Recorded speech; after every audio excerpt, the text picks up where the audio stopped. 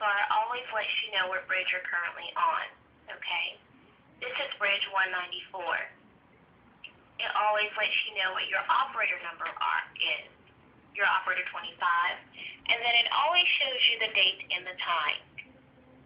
Again, this is your information bar. It's going to always be at the very top of your screen, highlighted in blue. It always lets you know what bridge you're currently on. This is bridge 194. It lets you know what your operator number is, your operator 25, and then it always gives you the date and the time. Okay?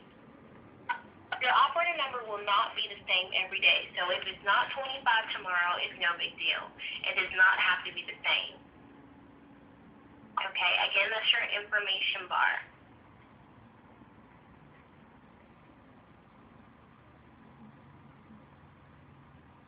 The next thing we're going to take a look at is your toolbar. Your toolbar is something that you will not be utilizing.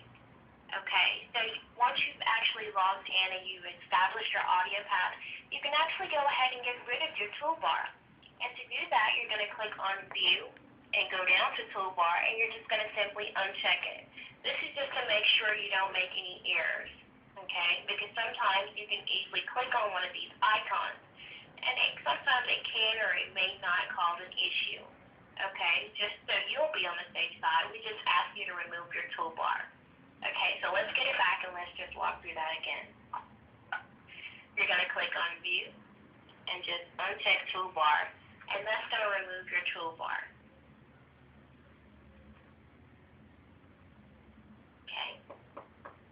The next thing we're going to take a look at is going to be your pending queue, your enter queue, and your help request box. When a participant first dials in for a conference call, they first show up in the pending queue. While they're in the pending queue, they're listening to the annunciator, which will say something like, "Thank you for calling the conferencing center. Please hold for the next available operator." Okay? As soon as they do that, after that, they go directly to the enter queue. And that's when they become an enter mode, when they drop into the enter queue. So again, they start off in the pending queue, where they're listening to the annunciator or the greeter. And then they go to the enter queue, and that's when they become an enter mode. And they're on music hold until they're picked up by a live operator. Okay, we do not pick up on a line until it becomes an enter mode. So while they're in the pending queue, you don't bother it. But once it drops into the enter queue, that's when you double click on that line and pick it up. I'm going to dial in on a line just so you can get the idea. Give me 1 second.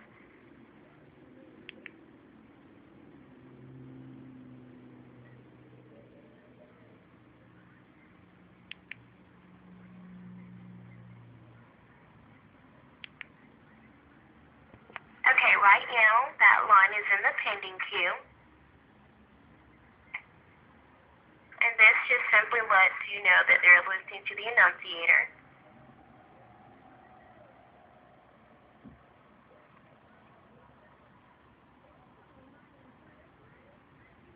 Okay, now it's in enter mode.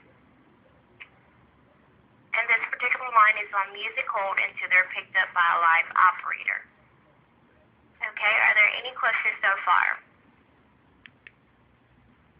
Okay, this next queue here is a help request queue. Anytime a participant presses *0, they're going to show up here under the help request box.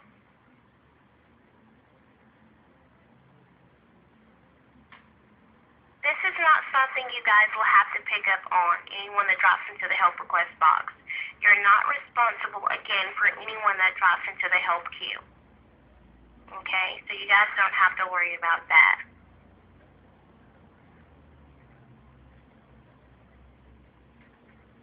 The next thing we're going to take a look at is your operator status bar.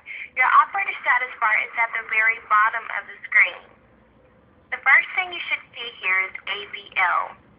AVL lets you know the amount of lines that are available on the bridge. So right now we have 216 lines for participants to either call in to join a conference or for us to actually dial out on. Okay? AVL stands for the number of available lines. Next is DC. DC stands for the number of disconnected lines. We're not currently using this, so this will always be set at 0. ENT stands for intermode. Right now we have one intermode holding one participant or speaker waiting to be picked up by a live operator. Next is FLT. This stands for faulted lines. This is something that you do not have to worry about. Okay. HLP stands for help. Anytime a participant presses *0, that's going to activate the help. So if we have one participant that's pressing *0, this number will then be 1. Next we have OPRC1. This basically lets you know what conference room you're currently in. For an example,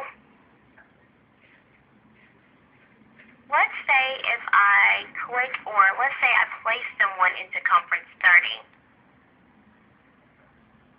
Okay, whatever conference room I'm in, that same number is going to be displayed in your operator status bar.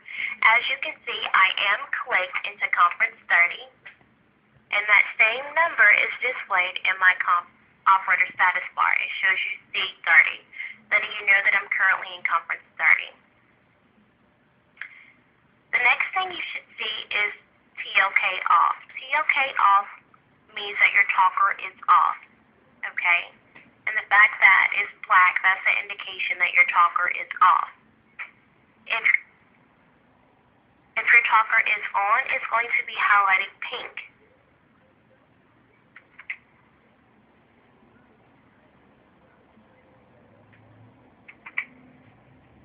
Okay, if your talker is on, it's going to be highlighted pink, and it's going to say TLK on, letting you know that your talker is on. Okay, pink is on, black is off. Access line. Whatever line number you have access, that same line number is going to be displayed in your operator status bar. So let's say if I pick up on this line. This particular participant is on line 182. I know that because if you look at the top left corner of the line detail screen, you should see 182. That same line number is going to be displayed in your operator status bar. These two numbers will always be the same. There will never be a case where these two numbers are different. So if anyone ever asks you what line are you on, or your line number, this is where you're going to look, at the top left corner of your line detail screen. Are there any questions so far? I also want you to notice that once I double click, to pick up on an intermode, you're going to simply double click on that line. And once I double click on that line, my talker automatically turns itself on. Once I place a participant into a conference call, my talker automatically turns itself off. Okay. Each conference bridge has 999 conference rooms. You can see that here. If you scroll all the way down, you can see that we actually have 999 conference rooms. You can also sort the different columns by the column header. And to get them back into numerical order, you simply click on conference number twice, and that's going to put them back into numerical order.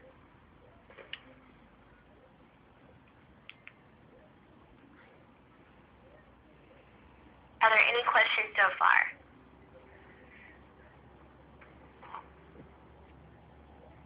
Okay.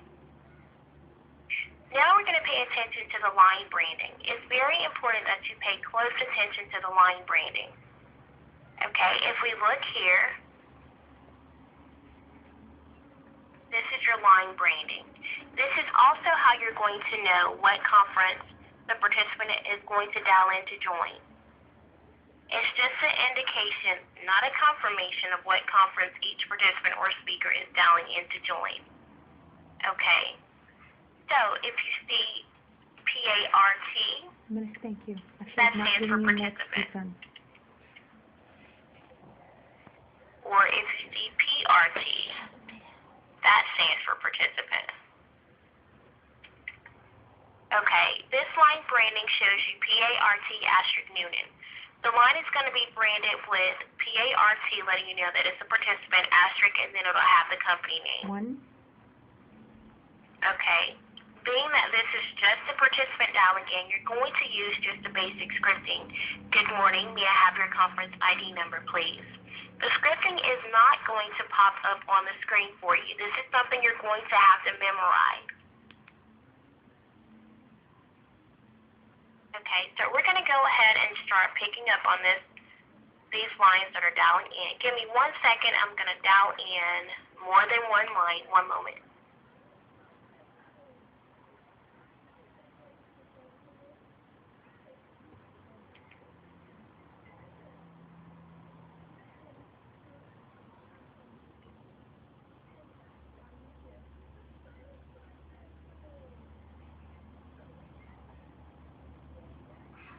We can also have several hundreds of lines dialing in at one time.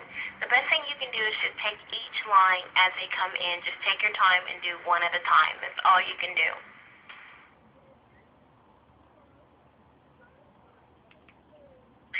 Before we even do that, let's actually go through a conference call. Give me 1 second. I'm going to scroll down and find one for us to take a look